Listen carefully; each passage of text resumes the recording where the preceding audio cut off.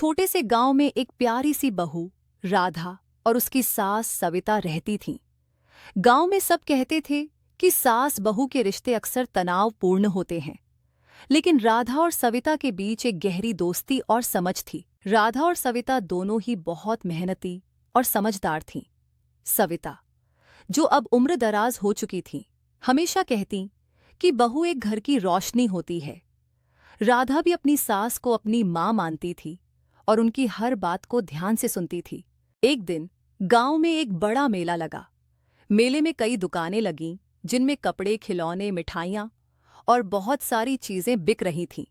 राधा ने सविता से कहा, माँ, चलिए मेला देखने चलते हैं। सविता हंसते हुए बोली, चलो, लेकिन ध्यान रखना कि हमें पैसे सोच समझकर खर्च करने होंगे। मेले में घूमते हुए सविता ने देखा कि एक दुकान पर सुंदर कढ़ाई वाली साड़ी बिक रही थी। वह साड़ी को देखकर अपनी बहू के बारे में सोचने लगी। राधा ने साड़ी की कीमत देखी और कहने लगी, माँ, ये साड़ी बहुत सुंदर है, लेकिन हमारे पास इतने पैसे नहीं हैं। सविता ने मुस्कुराते हुए कहा, कोई बात नहीं बहू, हम फिर कभी इस साड़ी को खरीद सकते हैं। आगे बढ़ते हुए वे दोनों एक मिठाई की दुकान पर पहुंचे। राधा ने सविता को उनकी पसंदीदा मिठाई का एक डब्बा खरीद कर दिया।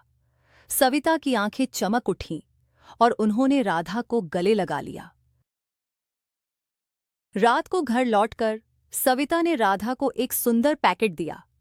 राधा ने पैकेट खोला तो उसमें वही सुंदर साड़ी थी जो उन्होंने मेले में देखी थी। राधा की आंखें खुशी से भर आईं। माँ, आपने ये साड़ी कैसे खरीदी? सविता ने हंसते हुए कहा, मैंने तुम्हारे लिए इस साड़ी को खास बनाने का सोचा।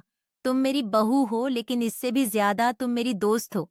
राधा ने साड़ी को अपनी आंखों से लगाया और सविता से कहा, माँ, आपने मुझे एक अनमोल तोहफा दिया है, लेकिन उससे भी ज्यादा आप मेरी जिंदगी की सबसे बड़ी खुशी हैं।